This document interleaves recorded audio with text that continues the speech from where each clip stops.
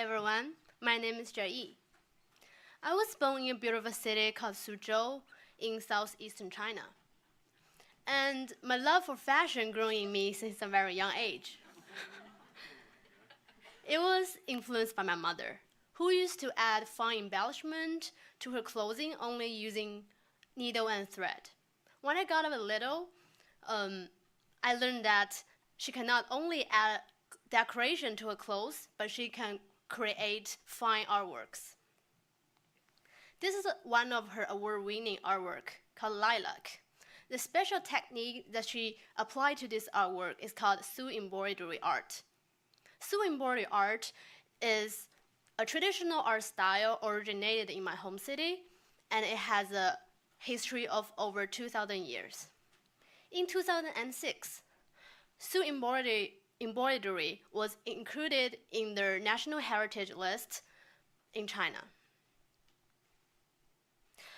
Now, embroidery is renowned for its refinement and elegance.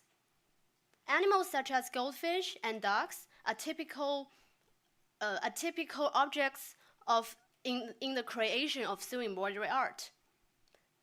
Natural landscape or vegetation, another common object of the embroidery art. Because my mom's expertise in this field, she was crowned with the title embroidery artist. Earlier this year, she retired, but she's not too excited. She told me a lot of her peers had been struggling to make a living. Based on her predicament, I did some research. There are 150 studios and 100,000 embroidery artists in the Suzhou area, and nearly all of them are women. Unfortunately, 80% of the artists are below the poverty line. A Chinese author who is committed to traditional art research even predicted that in 10 years, with no one to inherit this technique, embroidery would be on the verge of extinction. As a Chinese who deems traditional art as a part of a culture, I was having a heartbreaking moment when learning this matter. So, to get a deeper understanding of their current situations, I interviewed 8 studios, including 56 artists and 4 executives. I learned that they were once supported by the government. However, after the government cut off all their funds and support since 2006 for greater economic development, along with swift market changing in China, embroidery art that still maintains a high price is less favorable than it was in 10 years. So, their cost, time, and effort to make artwork and maintain their business are going up. At the same time, the sales going down, their market values are recognized by the public going down, and the social exposure without any support are going down as well.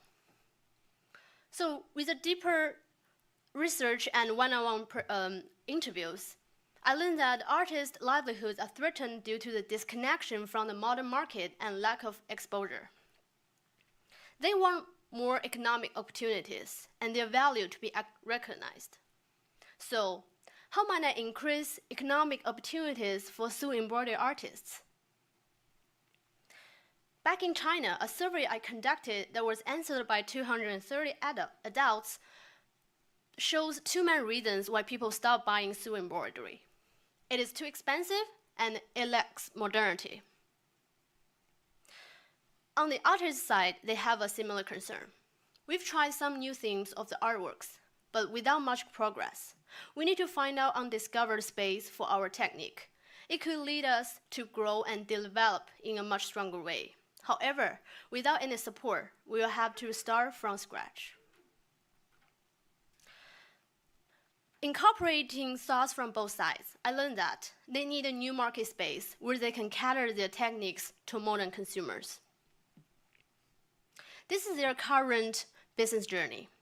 The only product they sell to the customers is framed artwork with traditional themes. So I asked myself, could the force of fashion open a door for them and help increase their exposure and improve their livelihoods. Then I went meet fashion designers. During the conversation with them, we discussed the possibility and the feasibility of feeding embroidery art into the fashion world.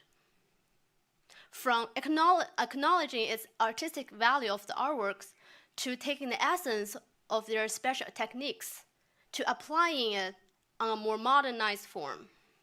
Then I made a mood board that represents our collective thoughts. It also functions as a reference for my further research and design. I took the mood boards to a larger group of professionals that later became my test group, covering local handcrafting communities, sustainable fashion labels and organizations, and online group chats. I asked them, on what fashion item you would like to see these concepts? Majority of them answered handbag. So following their ideas, I started to collaborate with handbag designer and the representative of the artist group. We co-design handbags. We share thoughts on how to incorporate embroidery art to the public without losing its original taste. Starting from designing patterns that could take advantage of their techniques, and the color palette that could highlight their work, and the frame and the material of the bag that could meet the embroidery art. I took back the prototype to the rest of the group, and they share the same opinion on moving forward. Doing embroidery on bags is a great idea. It's similar to what we're already doing here. I can deliver my own thoughts on a blank canvas. More space to show my techniques, good price range so that I can support my family. And most importantly, I love bags. So here comes a new journey. By collaborating with contemporary fashion designers with their existing resource, embroidery artists were able to explore a new market space, handbags, to cater their technology to the customers, who in return will increase their interest in learning their stories and their true value. The company I'm working with is called Benno. It's a New York-based fashion label that has a lot of shared value with us. And this is the main reason I choose to work with them. It's a fair trade company. It attaches importance to women's rights. It's handmade. And its elegant style totally fits with our need. So after receiving our design draft, within 15 days, 120 hours, the embroidery artists finished their work. So let's see the final look. So, like you guys reacted, their collection totally exceeded our expectations to a great extent. Some details.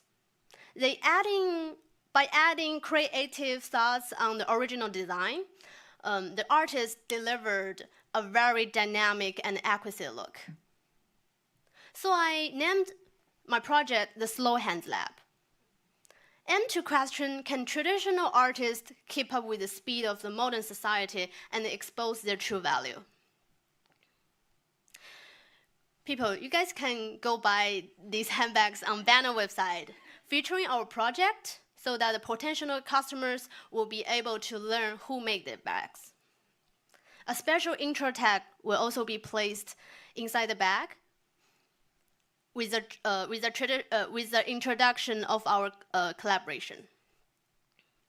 So after this collaboration, 80% of the regular income per month were secured for the participating artists, which significantly lift them up from the poverty level. Among a test group of 42 people, 76 67% have an interest in learning more about the sewing embroidery artist's story, while 45% have a buying demand. More business opportunities are created as our partner brand decided to add more orders on this collection. 5 fashion bloggers decided to write about our collection, and 2 local events are under conversation for the next month. 100% positive feedback were received by the artist group. And among all these comments, the following words touched me the most.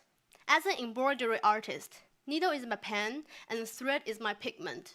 Looking back on my career of 30 years, this project is a special moment, which has stirred my passion again. I feel stronger. I feel valued. Looking forward, I'll be continuously helping the more sewing embroidery artists in finding a clear and brighter path to their near future. Also, I acknowledge that not only sewing embroidery art, there are a lot more traditional art are endangered in China. So I hope taking the Slow Hands Lab as a platform, engaging more designers with the same vision, and using innovative design approach, we could help more artists and craftsmen in saving their livelihoods and protect their unique techniques as a crucial part of our Chinese culture. Thank you, guys.